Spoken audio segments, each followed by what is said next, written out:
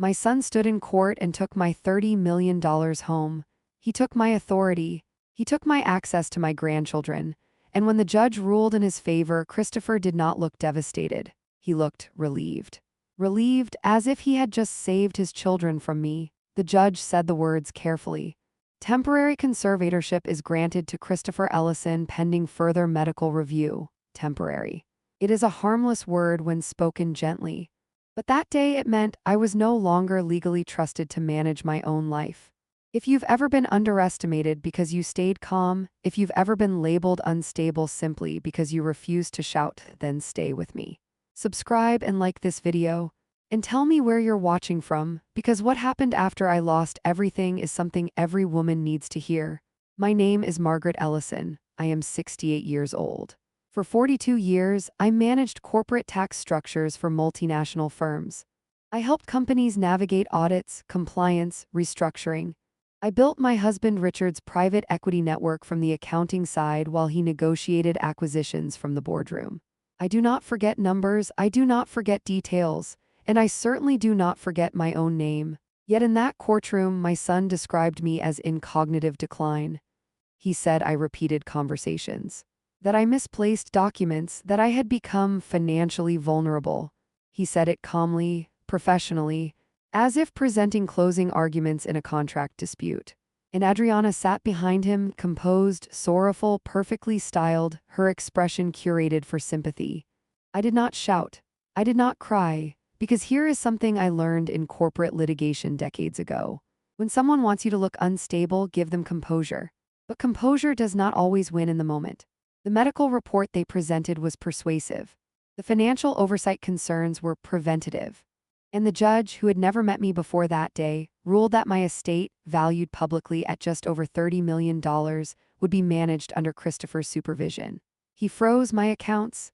He reassigned my property management contracts. And most painful of all, he petitioned to limit my unsupervised time with Noah and Lily until clarity was established. Noah and Lily, 9 years old. Bright, observant, the only reason I still woke up with purpose after Richard passed 3 years ago. When the ruling ended, Christopher approached me carefully. "Mom," he said quietly, "this is temporary. We just need to stabilize things." Stabilize, as if I were a volatile market. Adriana placed a gentle hand on his arm. "We're protecting the children, Margaret, that's all. Protecting them from me." I looked at my son. Really looked at him? He believed it. That was the most dangerous part, because manipulation wrapped in love is far more powerful than manipulation wrapped in greed. When we exited the courthouse, reporters lingered at the steps. Word spreads quickly when wealth is involved. Adriana shielded the twins theatrically, whispering something in Lily's ear that made her glance back at me with confusion. Christopher walked past me without meeting my eyes. And I realized something in that moment that changed the temperature of my grief. This had not been spontaneous. This had been structured. The following week was administrative violence disguised as order. Locks changed. Security codes reset. My financial advisor reassigned for continuity. Continuity. I was allowed to collect personal items under supervision. Adriana stood in the foyer while I packed photographs into a single leather case. "Let us know where you'll be staying," she said gently. I smiled faintly. "I'm sure you'll find out." Because if there is one thing Adriana Ellison does exceptionally well, it is monitoring narrative. She is a philanthropy consultant. Public-facing, strategic, known for crisis reframing. She understands optics. And she understood that removing me quietly was far cleaner than open conflict. What she did not understand was that Richard never built anything without contingency. I drove 2 hours that afternoon, past the city limits, past the manicured subdivisions, toward land Christopher had likely forgotten existed. Richard's ranch? He purchased it 21 years ago for eventual retreat, he said. We visited twice, maybe 3 times. It was not sentimental, it was strategic. When I arrived, dust layered the windows. The porch creaked under my weight. The silence was absolute, the kind of silence that forces you to hear your own thoughts. And my thoughts were not hysterical. They were analytical. Why now? Why escalate to court? Why medical documentation so quickly? I replayed the last 12 months in precise detail. Adriana insisting I download new finance apps she recommended. Christopher urging me to simplify holdings. Subtle conversations about aging, risk, liability, small seeds planted over time, not aggressive, persistent. That is how perception is altered.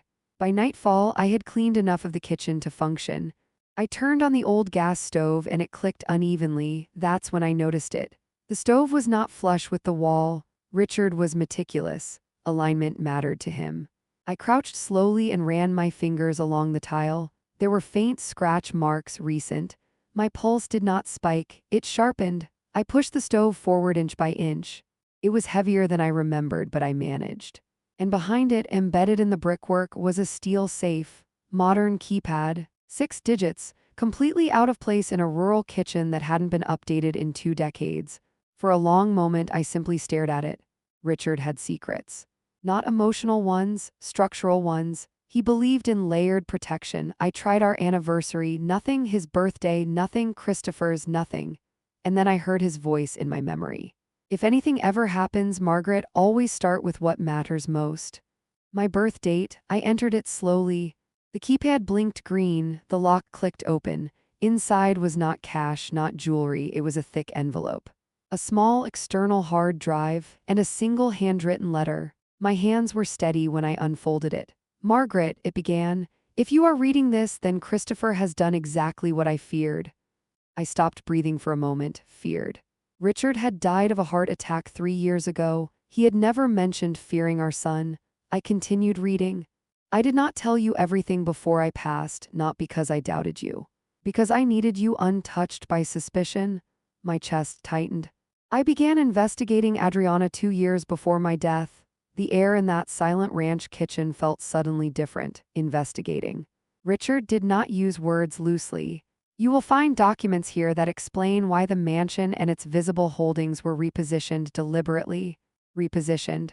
Christopher believes he won control of $30 million. I swallowed slowly. He did not. The letter ended with one line that made me sit down hard on the kitchen floor. They have taken the house, Margaret, but they have not taken the foundation. I stared at that sentence for a long time. Because if Richard was right, and he rarely wasn't, then what my son believed was victory was only the beginning of something far larger. And what Adriana believes is over has not even started.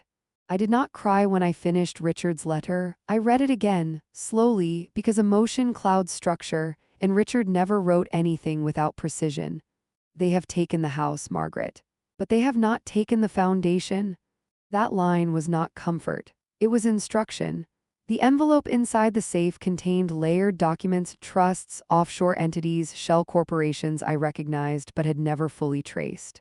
Richard had always handled the private equity side independently. I managed compliance. He managed architecture. And architecture, I was beginning to understand, was what he had protected. The external hard drive was labeled in his handwriting. Contingency Phase 3. Phase 3, not emergency, not reaction. Phase 3, which meant there had been Phase 1. Phase 2, which meant he had not stumbled into suspicion. He had planned. I powered on the ranch's old generator long enough to connect my laptop. When the drive opened, folders appeared neatly categorized. Asset realignment, medical documentation, review, legal exposure, mapping, AE. Adriana Ellison. My pulse did not spike, it narrowed. I opened asset realignment first. The mansion Christopher believed he controlled was leveraged, quietly, strategically. Not recklessly, but intentionally positioned under a complex debt structure that shifted liquidity elsewhere. The visible $30 million, surface valuation.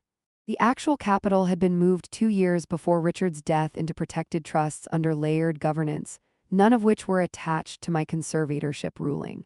Because technically they were never in my name. They were in structured vehicles Richard controlled, and upon his death, transferred under clauses I had never fully examined. I leaned back in the wooden kitchen chair and closed my eyes. Christopher had not taken my wealth. He had taken responsibility for something that no longer held its real value, and that was not accidental. I opened the folder marked Medical Documentation Review. Inside were scanned communications, payment trails, notes. Richard had flagged 2 physicians Adriana recommended to Christopher for evaluation. He had annotated suspicious billing patterns. There were audio clips. Not illegal recordings, security footage, conversations in open rooms, Adriana suggesting cognitive testing just to be safe, Adriana mentioning early decline patterns during a dinner conversation while watching Christopher's reaction carefully. Narrative seeding. I remember that dinner now. She had asked me if I ever forgot why I entered rooms. I laughed and said, only when I'm thinking about 3 things at once. She had smiled softly, but in the footage I saw something different. Calculation. The next folder was labeled AE. It contained a full background investigation. Richard had hired a private firm. Quietly, thoroughly, Adriana's resume inconsistencies.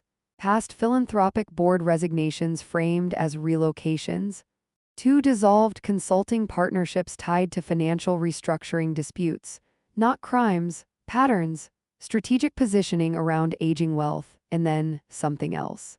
A note Richard wrote in his own handwriting, scanned and dated 6 months before his heart attack. Margaret trusts emotionally, Chris trusts professionally, Adriana exploits both. I set the laptop down. Because that sentence was not an accusation, it was an assessment. I have spent my entire adult life in rooms where men underestimated my silence. They mistook it for compliance. It was observation. Adriana had done something similar with Christopher. She did not attack me directly. She framed concern. She curated worry. She positioned the lawsuit as protection, not acquisition. And my son, who believes himself immune to manipulation because he practices litigation law, walked directly into the narrative she built for him. I drove into town the following morning. There is a payphone outside the old feed store that still functions. Some habits are strategic, not nostalgic. I dialed a number I memorized decades ago. Victor Hale answered on the 3rd ring. Margaret? He did not ask how I was. He did not offer sympathy. Victor Hale does not deal in emotion, he deals in timing. You found it, he said. Yes. Silence. Christopher moved faster than I anticipated, Victor added calmly. So Richard anticipated this, I replied. Yes. How long? Long enough. Victor asked where I was. I told him. I'll come, he said, but not immediately. They're watching your transactions. Of course they were. Conservatorship gives oversight authority. Christopher would justify it as protective monitoring. Adriana would justify it as risk management. But they were watching for instability. They were not watching for strategy. Victor arrived 2 days later in a modest rental car. He looked older than when I last saw him at Richard's funeral, but his eyes were sharp. We sat at the same ranch kitchen table where I had opened the safe. He reviewed the documents slowly. Richard insulated the core assets, he said. They cannot be touched under your current ruling. And Christopher, I asked. He believes he controls the estate. He does. The visible one? Victor nodded. Which carries maintenance obligations, taxes, debt service, legal exposure. I understood immediately. Richard had not stripped my son, he had burdened him, not cruelly, strategically. If Adriana pushed for liquidation, she would encounter barriers. If she pushed for leverage, she would encounter complexity. They believed they had taken control. In reality, they had inherited responsibility without liquidity. Why didn't Richard tell me? I asked quietly. Victor's expression softened slightly. Because you would have confronted Christopher early, and confrontation would have accelerated Adriana's narrative. He was right, I would have. I would have tried to fix it emotionally, and that is where strategic women make their only mistake. We attempt repair before exposure is complete. Victor leaned forward. Margaret, this cannot be reactive. It must be timed. Timed for what? For pressure? He slid a folder toward me. Christopher had already begun restructuring the mansion's operating accounts. Maintenance staff replaced. Financial advisor reassigned. Adriana was aligning control, but she did not yet know the depth of the architecture beneath her feet. She believes the public valuation, Victor said. And Christopher? He believes he's protecting his children. That was the fracture. Christopher was not greedy. He was afraid of decline, afraid of liability, afraid of becoming negligent. Adriana had framed the lawsuit as prevention, and fear makes intelligent men reckless. I asked Victor the only question that mattered. Can I reverse this? Yes. He did not hesitate, but not by attacking your son. That sentence settled heavily between us, because I did not want to destroy Christopher, I wanted him awake. Victor stood and walked toward the stove, the safe still open behind it. Richard left one more layer, he said quietly. What layer? Trigger documentation. He handed me a sealed envelope I had overlooked. It was thinner. Smaller, labeled simply, "When leverage becomes exposure." My fingertips felt cold. Margaret, Victor said carefully, if Adriana pushes for permanent guardianship, this opens. And if she doesn't, then perhaps Christopher realizes before it reaches that point. I held the envelope for a long time without opening it. Because once opened, there would be no return to innocence. Outside, the ranch was silent. Wind moved through dry grass. Inside, structure waited. My son believes he has ended something. Adriana believes she has secured something. But Richard did not build foundations for collapse. He built them for endurance. And I am beginning to understand something that every woman must learn at some point in her life. When they take what is visible, let them. Because what is invisible is where real power lives. And they have no idea what is still in my name.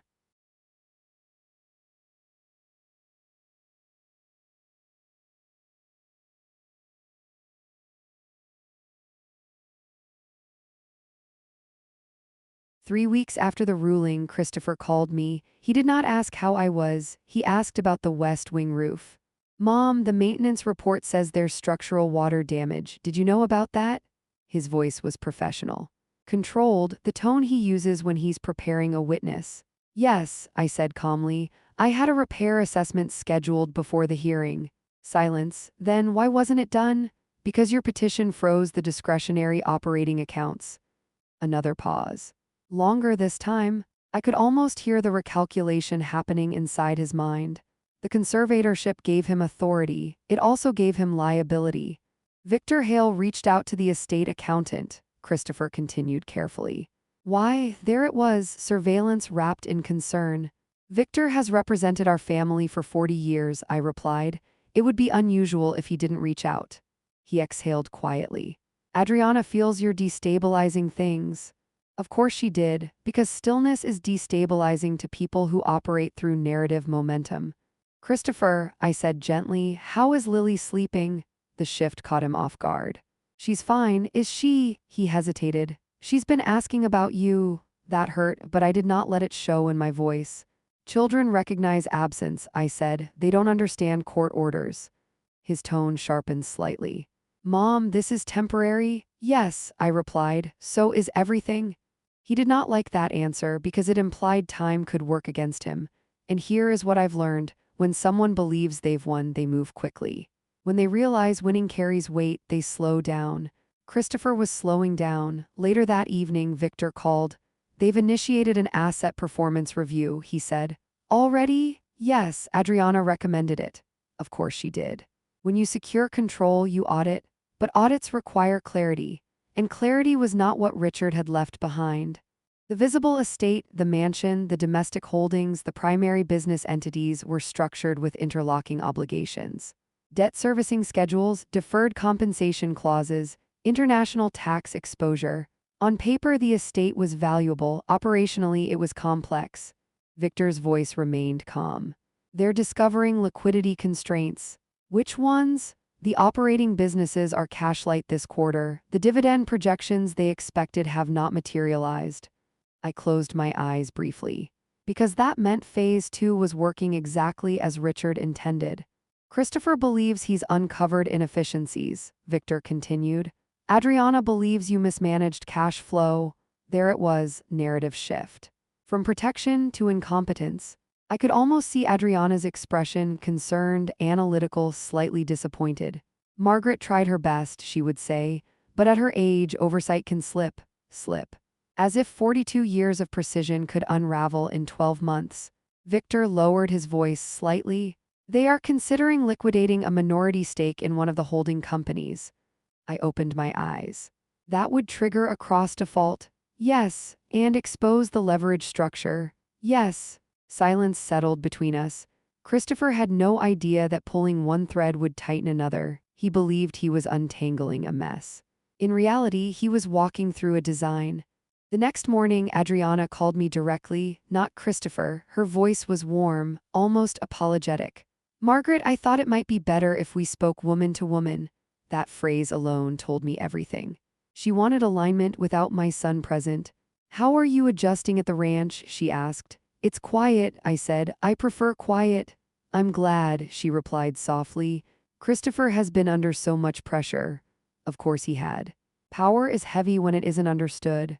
"I've been reviewing the estate files," she continued. "There are inconsistencies." "In what sense?" "Cash exposure, deferred tax positions. It's messy." I let the silence stretch. "Because silence forces elaboration." "We're concerned that you may have been overwhelmed," she added gently. There it was, concern as accusation. "I managed multinational restructurings during the 2008 collapse," I said calmly. "This estate is not beyond my capacity." She laughed lightly. "Of course, I didn't mean—" "You meant exactly what you said," I interrupted gently. There was a beat of stillness on the line. She recalibrated instantly. "We just want transparency," she said. "No," I replied. "You want control." Her voice cooled slightly. "Control ensures safety." "For whom?" I asked. Another pause. "For the children," she answered. "Always the children." Adriana never frames ambition directly. She frames protection. "Then protect them from instability," I said softly. "Not from me." She ended the call politely, but I knew something had shifted. Because for the first time she heard resistance. Not emotional, structural. That afternoon, Christopher drove to the ranch unannounced. He looked tired, truly tired. He stood in the doorway for a long moment before speaking. "You should have told me about the leverage," he said quietly. "I tried," I replied. "No, you didn't. You filed before I could." His jaw tightened. "The estate is exposed." "No," I said calmly. "The visible portion is constrained." He stared at me as if I'd spoken another language. "What does that mean?" "It means you assumed you saw everything." His voice sharpened. "Stop speaking in riddles. I'm not." I stood slowly and walked toward the kitchen table. "Christopher," I said carefully, "did Adriana recommend the asset review?" "Yes." "Did she suggest liquidation?" He hesitated. "Yes." "And did she explain cross-default exposure?" Silence. "Answer me," I said gently. "No." There it was, the first fracture not between him and me, between him and certainty. He sat down heavily in the wooden chair across from me. "She said you were hiding mismanagement." "I am not hiding," I replied. "I am waiting." "For what?" "For you to ask the right question." He looked up at me not as a conservator, not as a lawyer, as my son. "What question?" he asked quietly. "Why your father restructured the estate 2 years before he died." His face changed because he hadn't known that. "Restructured?" "Yes." "Why?" I held his gaze. "Because he saw something you did not." Christopher's breathing slowed. "What are you saying?" "I'm saying your father did not leave us unprotected." Silence filled the ranch kitchen. For the first time since the hearing, doubt entered his posture. Not about me, about the narrative he accepted. "Adriana believes," he began. "Adriana believes she understands the estate," I said softly. "She does not." His voice lowered. "You're implying she influenced the petition?" "I am not implying," I replied calmly. "I am observing." He stood abruptly. "This is exactly why we're here." "No," I said quietly. "We're here because you acted before investigating." That landed. Because Christopher prides himself on due diligence. He prosecutes based on evidence. And yet, in his own home, he accepted testimony without full review. He looked toward the window, toward the land his father once walked. "Did Dad say something before he died?" he asked. I did not answer immediately, because once I revealed Richard's contingency, we crossed a line that could not be uncrossed. "Christopher," I said carefully, "if I show you something, you must look at it as a lawyer, not as a husband." His jaw tightened again. "That's unfair." "It is necessary." He hesitated, then nodded once. "Fine." I walked toward the stove. His eyes followed me. He did not yet see the safe. But he would. And once he did, the lawsuit would no longer be about my decline. It would become about something else entirely. Because what Adriana believes is financial mismanagement may actually be strategic insulation. And if Christopher discovers that before she does, everything changes. Christopher watched me move the stove. At first, confusion crossed his face. Then irritation. "Mom, what are you doing?" "Showing you something your father left behind," I replied evenly. The stove scraped forward against the tiles, slow, deliberate. I did not rush. I wanted him to see that this was not dramatic, it was methodical. When the steel door behind the brick was fully visible, he went still. What is that? A question you never asked, I said quietly. He stepped closer. His legal mind was already calculating timelines, installation dates, access, intent. Dad never mentioned a safe here?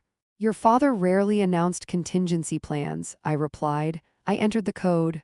My birth date. The green light blinked again.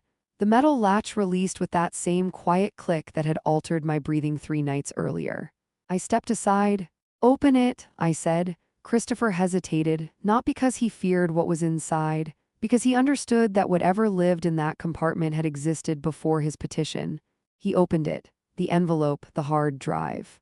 The sealed letter labeled in Richard's handwriting. His name was not on any of it. He looked at me carefully. You've already read this? Yes, and your father anticipated the lawsuit.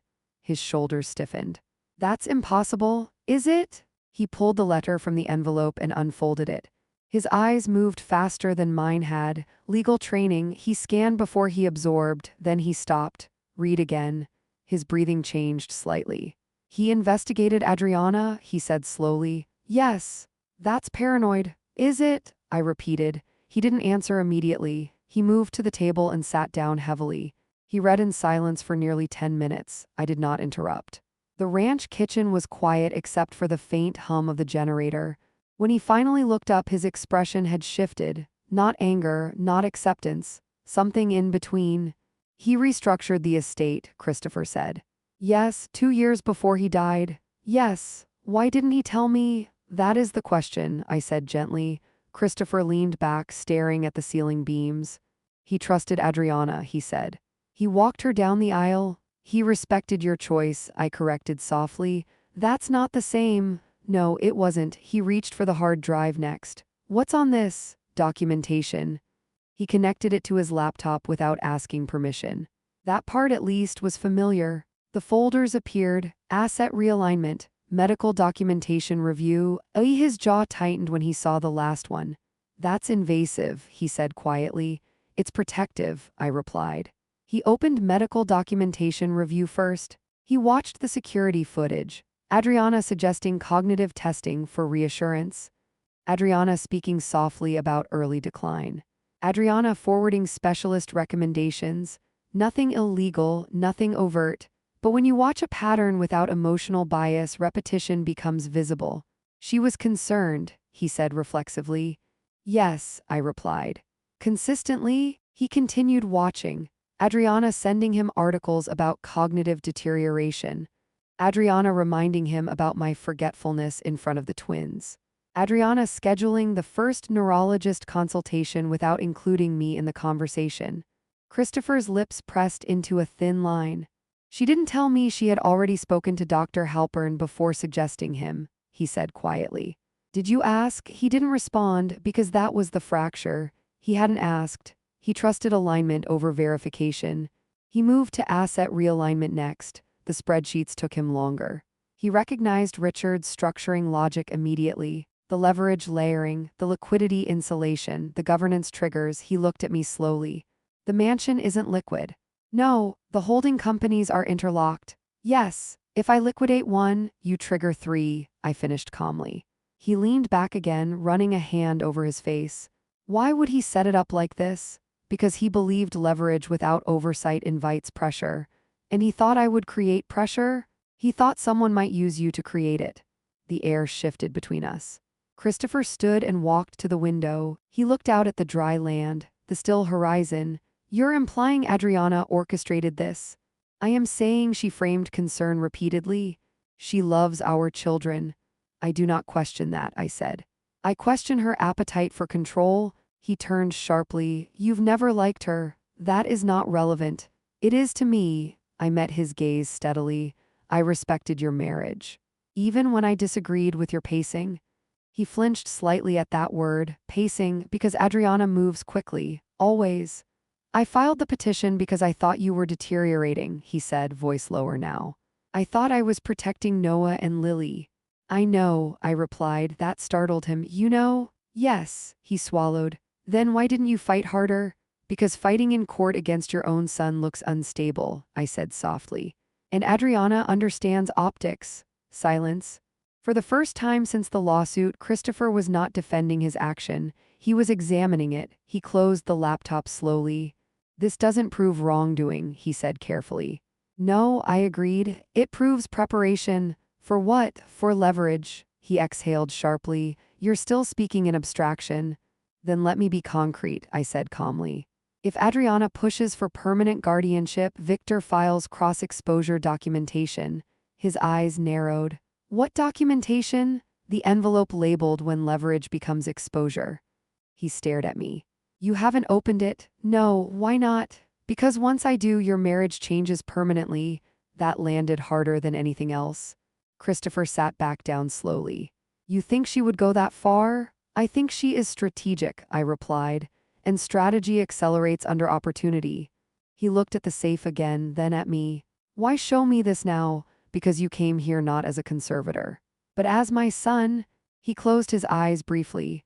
For a moment, he looked like the boy who once built sandcastles in this very county during summer trips.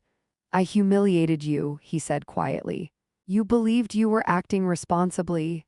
I should have investigated more. Yes. He winced at the simplicity of my answer. Then his voice shifted again, professional, controlled. If I move to reverse the petition now, it makes me look incompetent. Yes. If I wait, Adriana pushes for permanency. Yes. He looked at me carefully. What would you do? There it was, not as a lawyer, not as a husband. As a man who realized his footing was less stable than he believed. I would wait, I said calmly. For what? For pressure. He frowned. You and Victor keep saying that. Because pressure reveals motive. And if nothing happens, then you misjudged me, I replied gently. And we repair privately? He nodded slowly, but something unsettled him. Because he understood one thing clearly now: if his father anticipated this, then Adriana was not operating in ignorance. She was operating within opportunity. Christopher gathered his laptop and stood. I need to speak with her, he said. Speak, I corrected softly. Do not accuse. He paused at the door. If she asks how you found out, tell her nothing. He studied my face one last time. You're not angry, he said quietly. No, I replied. I am awake. He left without another word. The ranch returned to silence. But silence no longer felt heavy. It felt anticipatory. Because if Adriana senses Christopher questioning structure, she will accelerate. And acceleration leaves fingerprints. I looked at the sealed envelope still resting inside the safe. When leverage becomes exposure, Richard did not build contingencies for comfort. He built them for inevitability. And something tells me we are about to see which version of my daughter-in-law is real. 3 days after Christopher left the ranch, Adriana requested an estate stabilization meeting. That was the language used in the email Victor forwarded to me. Stabilization. When someone uses that word in finance, it usually means they are preparing to reposition control. The meeting was scheduled at the mansion, my mansion, now described in official correspondence as the primary residence under conservatorship oversight. Victor asked if I wanted to attend. No, I said calmly. Observe. Because when people believe you are absent, they reveal more. Victor attended in his quiet, methodical way. He did not argue, he did not posture. He took notes. Later that evening, he drove to the ranch. She's moving faster, he said simply. How? She proposed restructuring board authority across 3 holding entities. I felt the faintest tightening in my chest, not fear, recognition. And Christopher? He hesitated. That mattered. But she framed it as temporary, Victor continued. To simplify asset flow, to reduce exposure. Of course she did, always protection, always simplification. She also requested updated medical review documentation, Victor added. I looked at him steadily. For permanency? Yes, there it was, acceleration. Christopher questioning structure had triggered her next phase. If she sensed doubt, she would secure authority before doubt matured. She wants a follow-up neurological assessment, Victor said, with a different specialist. I almost smiled, because escalation often comes disguised as reassurance. She believes reinforcing the diagnosis strengthens her position, I said quietly. Yes. And Christopher? He appears conflicted. That word was fragile. Conflicted men are dangerous not because they are malicious, but because they are unstable in direction. Victor folded his hands on the table. Margaret, if she pushes for permanent guardianship, the envelope must be opened. I nodded once. That evening, Christopher called. His voice was tired again, more strained than before. Mom, he began, Adriana thinks it would be wise to get an updated evaluation. Wise, I repeated. Yes, to remove doubt. For whom? I asked. He hesitated. For the court? No, I said gently, for her. Silence. Why are you resisting this? He asked.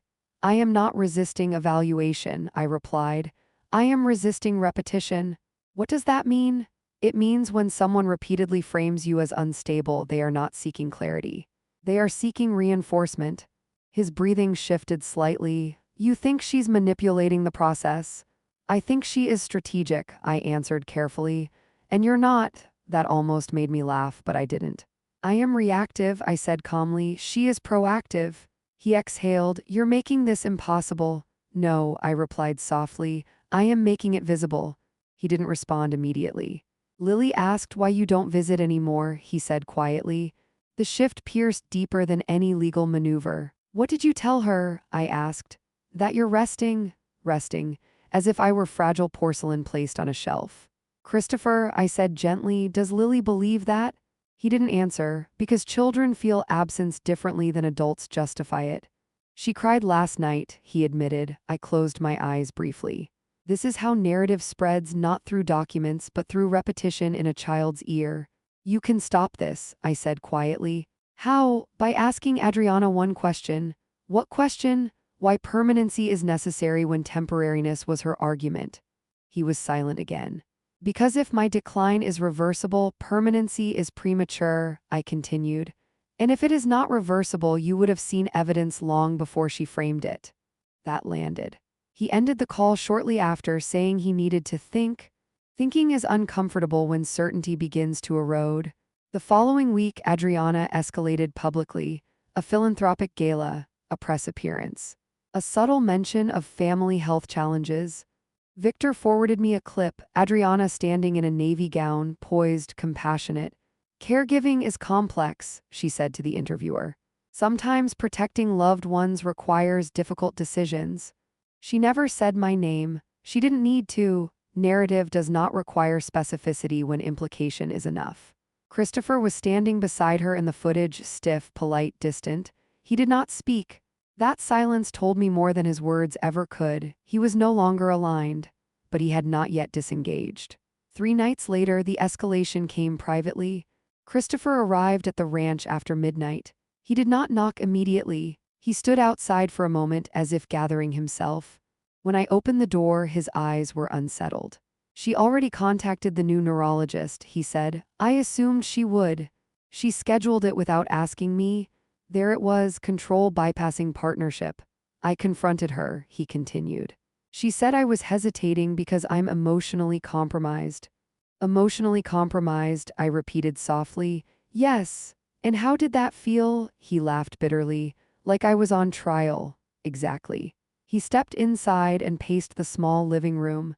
She said if we don't secure permanency now, the estate could destabilize further. Did she explain how? I asked. No, did you ask? Yes. And she said you had hidden liabilities. I nodded slowly. And what did you say? I told her I reviewed the holdings personally.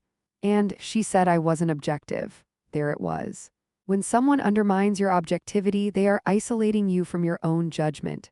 Christopher sat down heavily. She implied you might have influenced me emotionally at the ranch. I allowed myself the smallest pause. And did I? No. Then why does she think that? He looked at me carefully.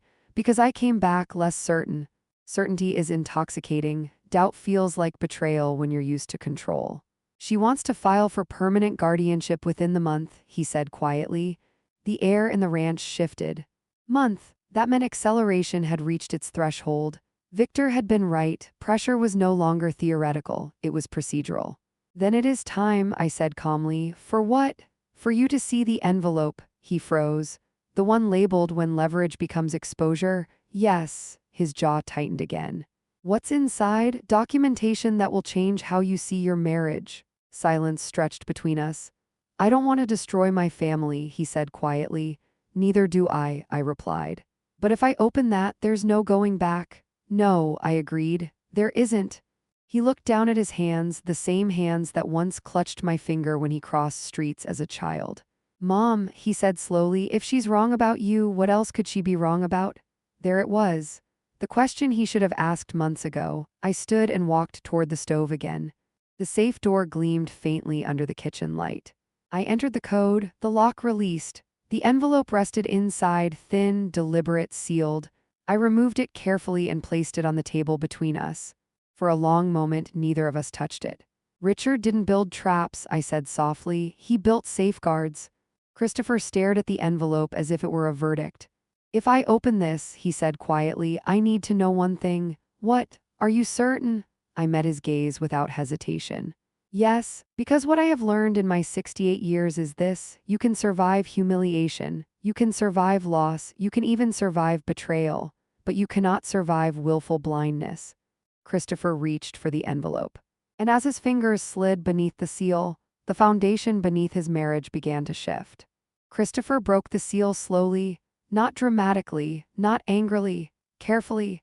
The way a surgeon makes the first incision, knowing precision matters more than speed. He unfolded the documents one by one: emails, financial authorizations. Draft language for the original petition, time-stamped weeks before he claimed the concern became urgent. His eyes narrowed. She drafted portions of the petition? He asked quietly. Yes. That's not unusual, he said reflexively. Spouses collaborate? Scroll down, I replied. He turned the page, a forwarded email from Adriana to a private consultant. Subject line, guardianship optics strategy. His jaw tightened. Optics, continue, he read silently. Recommendations on framing, emphasize child safety. Avoid financial motivation language. Highlight cognitive episodes in public settings. Accelerate filing before estate restructuring becomes visible. He stopped breathing for a moment. Before estate restructuring becomes visible, he repeated slowly. Yes. His eyes lifted to mine. She knew, yes, she knew Dad restructured. Yes, she never told me. No, the room felt smaller, not because of anger, but because clarity compresses space. Christopher continued reading another document. A preliminary inquiry to a forensic accountant, not to audit the estate, but to assess personal asset migration exposure if the conservatorship failed. She was planning contingency for failure, he murmured. Yes, failure of what? Failure of control? Silence thickened between us. He moved to the final page, a typed memorandum from Richard, dated 18 months before his death. If Christopher initiates a guardianship petition influenced by external narrative pressure, release enclosed documentation to Victor Hale. Delay action until permanency filing is attempted. Christopher read that line twice. Dad anticipated I would file. Richard anticipated pressure, I corrected gently. His voice grew quiet. He didn't trust me. He trusted your intelligence, I said softly. He did not trust emotional leverage. That landed harder than anything else. Christopher closed his eyes briefly. I argued for this, he whispered. I stood in court and said you were declining. I know, you didn't even fight. Yes, I did, I replied calmly. Just not where you expected. He let out a hollow laugh. She said the restructuring proved instability, he murmured. That sudden changes meant cognitive decline. And did you verify that? He didn't answer because he hadn't. He trusted narrative alignment over timeline evidence. After several long minutes, he looked up. Why didn't you show me this before the hearing? Because you would have interpreted it as retaliation, I said softly.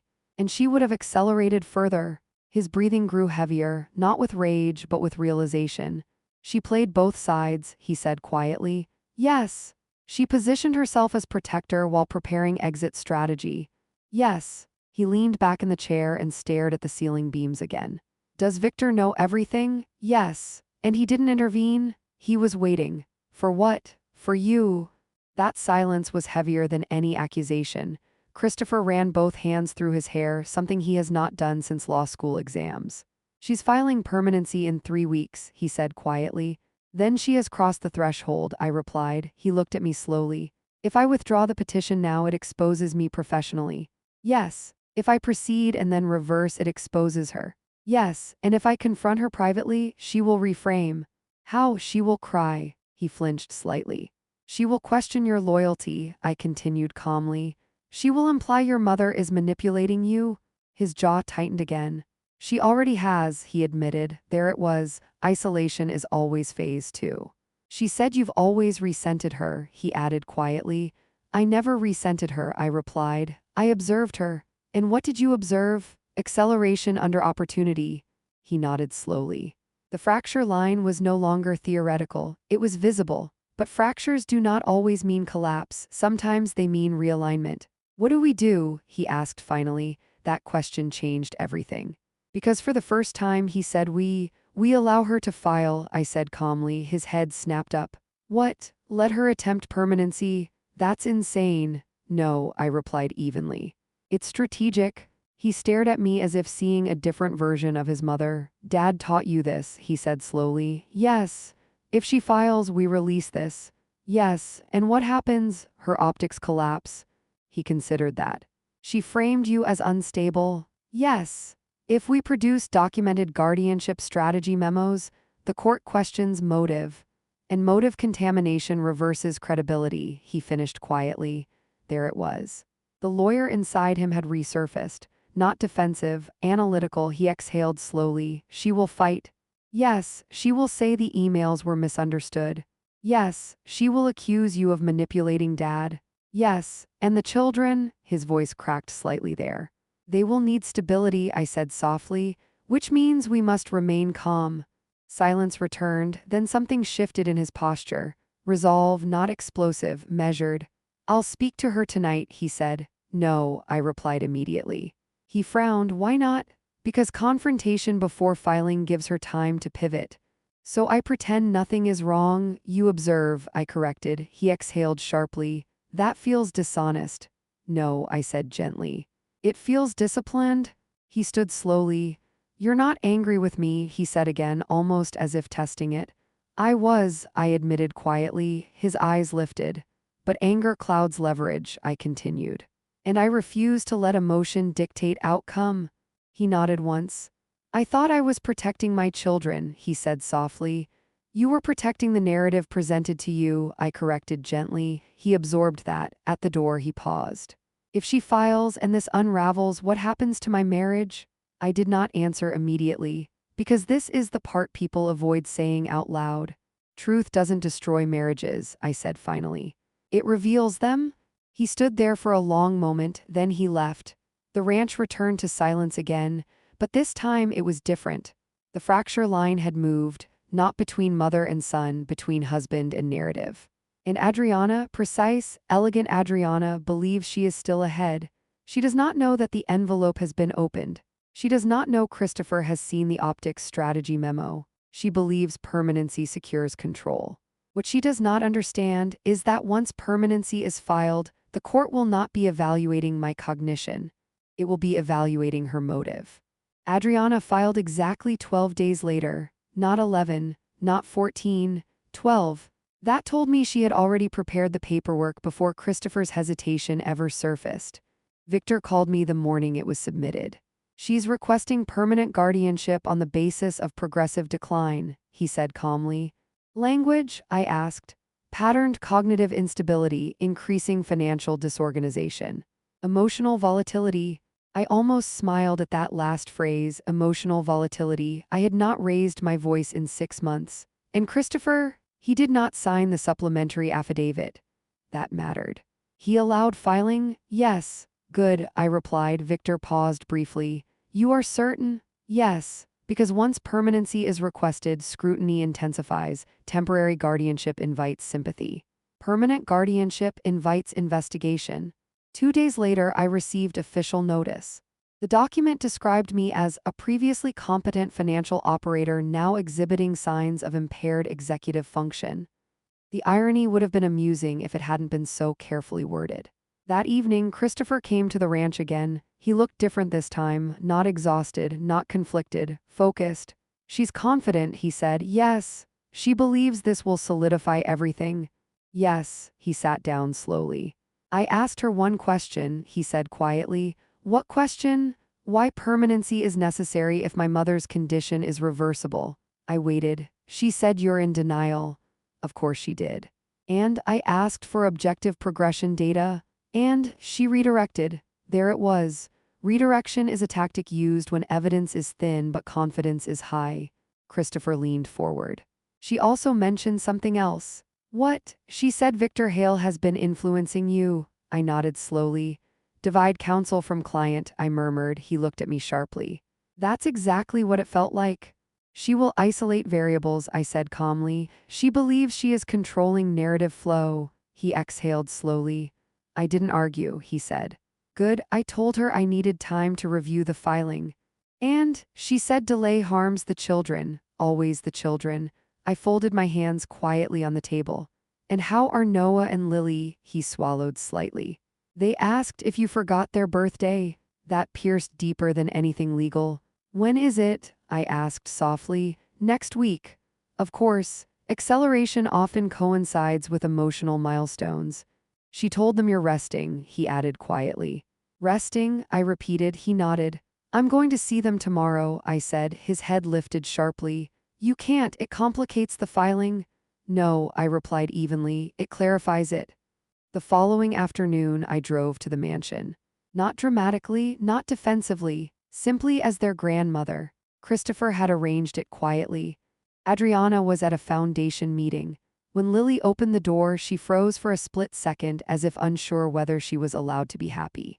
Then she ran. Grandma! Noah followed immediately behind her, their arms wrapped around me with the kind of certainty adults struggle to access. You didn't forget us, Lily whispered. No, I said softly. I never forget what matters. We sat in the garden, the one Richard designed with careful symmetry years ago. Dad says you're resting, Noah said. Do I look like I'm resting? I asked gently. He studied my face seriously. No, good, I replied. Children understand observation better than adults. Will you come to our birthday? Lily asked. Yes, she hesitated. Mom says you get tired. I smiled softly. Your grandmother built companies that required 18-hour days. Noah's eyes widened. Really? Yes. He leaned closer. Then why are you resting? I looked at both of them carefully. Sometimes grown-ups disagree, I said calmly. And when they do, they let courts help them decide. Like a referee? Noah asked. Exactly like a referee. Are you losing? Lily asked quietly. That question landed gently but directly. No, I said softly. I am waiting. That evening, Adriana returned home earlier than expected. I was still in the garden with the children. She stepped onto the patio in heels and tailored linen, controlled as always. Margaret, she said pleasantly. I wasn't aware you were visiting. I wasn't aware permission was required, I replied calmly. Christopher stood a few feet away, watching, not intervening. Adriana smiled slightly. Given the current proceedings, coordination is helpful. Proceedings do not suspend grandmotherhood, I said gently. The children sensed tension immediately. They grew quiet. Adriana crouched slightly to Lily's height. Sweetheart, why don't you and Noah go inside? I need to speak with Grandma. Lily hesitated, then obeyed. When they disappeared, Adriana stood again. You're complicating matters, she said softly. No, I replied. I'm clarifying them. She studied my face carefully. You look well, she observed. I am well. Her smile thinned. Appearances can be deceptive. Yes, I agreed, they can. Christopher stepped forward slightly. Adriana, he said calmly, we need to discuss the filing. Her posture shifted almost imperceptibly. In what sense? She asked lightly. In the sense that I require documented progression evidence. Her gaze flicked toward me briefly. This is exactly what I meant, she said softly. Margaret is influencing you? No, Christopher replied. I am reviewing as counsel. She blinked once, recalibrating. You're letting emotion override logic, she said quietly. I'm applying logic, he answered. The air between them shifted. Subtle but real. I have protected this family, Adriana said gently. From what? Christopher asked. From instability. And what evidence supports permanency? He pressed. She paused just slightly. Dr. Halpern's report. He did not recommend permanent guardianship, Christopher replied evenly. He implied it was prudent. He implied reassessment. Silence. This was the fracture line. Not explosive, structural, Adriana straightened. If you withdraw support now, it damages credibility, she said quietly. With whom? Christopher asked. With the court. Or with you, he asked softly. Her eyes flashed only for a second. But I saw it, and so did he. That night, Victor filed a motion to introduce counter-documentation in response to the permanency petition, not aggressively, procedurally. Attached were the optics strategy memo, the pre-drafted petition language, the timeline discrepancies, nothing emotional, just chronology. 2 days later, the court scheduled an evidentiary review. Acceleration had triggered scrutiny. Adriana did not panic publicly. She attended another philanthropic event, smiled, spoke about elder dignity. But privately, Christopher told me she was restless. She asked if I doubted her, he said quietly during his next visit. And I said I doubt process. That is enough, I replied. The night before the evidentiary review, I sat alone at the ranch. Richard's photograph rested on the mantel. You knew, I whispered softly. He had not built revenge, he built insulation. The next morning, the courtroom was quiet. No reporters this time, no spectacle, just documentation. Adriana sat poised beside Christopher. Victor sat beside me. When the judge began reviewing the chronology, something subtle happened. Language shifted, from concern to coordination, from instability to strategy. The optics memo was projected briefly on screen. Adriana did not look at me, she looked at Christopher. And for the first time since this began, he did not look back at her. The judge's voice remained neutral. Counsel will explain why permanency language predates independent medical recommendation. Silence filled the room, because now this was no longer about my mind. It was about motive. And when motive becomes visible, narrative loses control. The judge did not raise his voice. He did not need to. When motive shifts from protection to strategy, the room changes on its own. Mrs. Ellison, he said, glancing toward me, there appears to be documentation suggesting premeditated permanency language prior to confirmed medical progression. Yes, Your Honor, Victor replied evenly before I could speak. The optics memo remained on the screen for several seconds longer than Adriana expected. In litigation, seconds matter. They allow everyone in the room to see what cannot be unseen.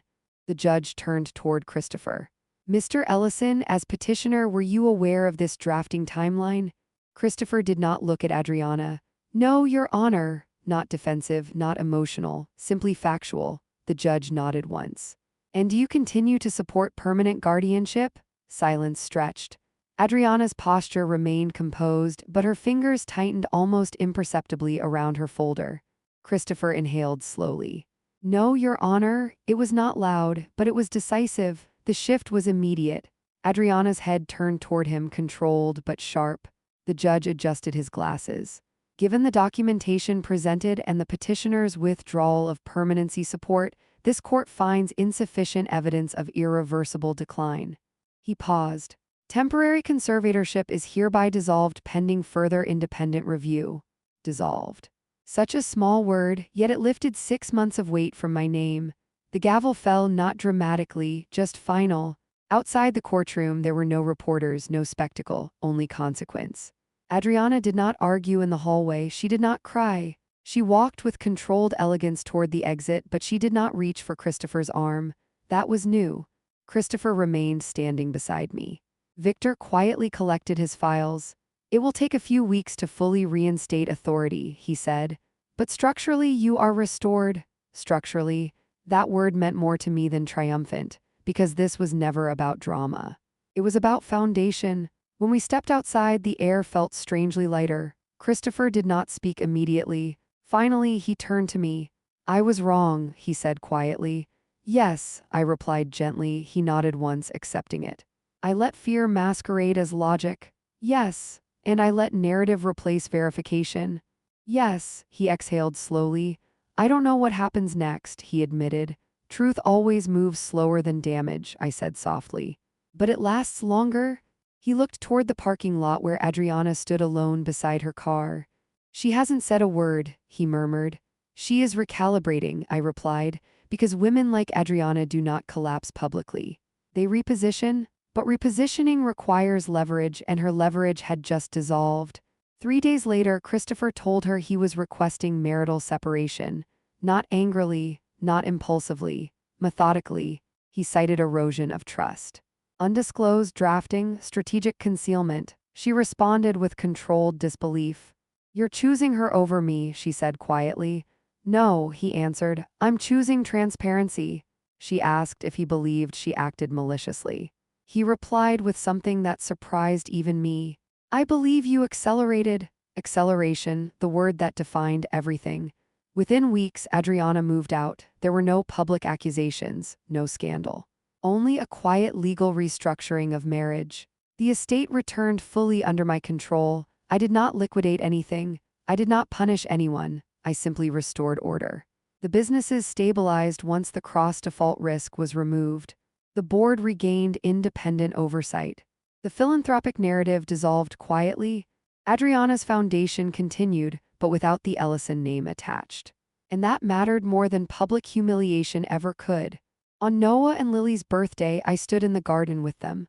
The same garden Richard designed years ago. The twins had grown subtly in 6 months, not in height, but in awareness. "Are you done resting?" Noah asked seriously. "Yes," I smiled. "Completely?" Lily tilted her head. "Did the referee decide?" "Yes," I replied. The referee looked at the rulebook. And the rules were clear. They accepted that easily. Children prefer clarity to complexity. Later that evening, Christopher remained after the twins went inside. The sky had turned soft gold over the hedges. "I should have asked more questions," he said quietly. "Yes, I thought strength meant decisiveness." "It often means patience," I replied. He looked toward the house where Lily's laughter echoed faintly. "I don't know how I missed it," he admitted. "Because manipulation rarely shouts," I said softly. "It suggests." He nodded slowly. "Dad knew," he murmured. "Yes." "He structured everything quietly?" "Yes. Did you know?" "I suspected." He looked at me carefully. "You never fought publicly?" "No." "Why?" "Because loud battles create collateral damage. And this didn't." "This created clarity." He absorbed that. Weeks passed. The ranch remained mine, not as exile, but as choice. The mansion resumed its rhythm. Victor resumed his quiet oversight. Christopher resumed his practice, this time slower, more deliberate. He now reads filings twice. As for Adriana, she did not disappear, she rebranded. She positioned herself differently in philanthropic circles, but she never again referenced caregiving narratives in public speeches, because once optics collapse, they do not recover easily. One evening, months later, Christopher asked me something I had been waiting to hear. "If I hadn't opened that envelope," he said quietly, "would you have destroyed me in court?" I looked at him for a long moment. "No," I said finally. He blinked. "Why not?" "Because you are my son," I replied, "not my opponent." He swallowed. "And if I had continued, then I would have protected myself," I said evenly. That is the lesson women must understand. Love does not require self-destruction. Silence does not equal surrender, and composure is not weakness. The night air settled gently over the estate. Richard's portrait still hangs in the hallway, watching. He did not leave behind revenge. He left insulation. And I have learned something in these years that I wish more women understood earlier. When someone frames you as unstable, do not argue emotionally. Document. When someone accelerates narrative, do not chase it. Let it overextend. And when you are underestimated because you remain calm, let them believe it. Because quiet women do not collapse, we calculate. And when the moment comes, we do not explode, we simply restore.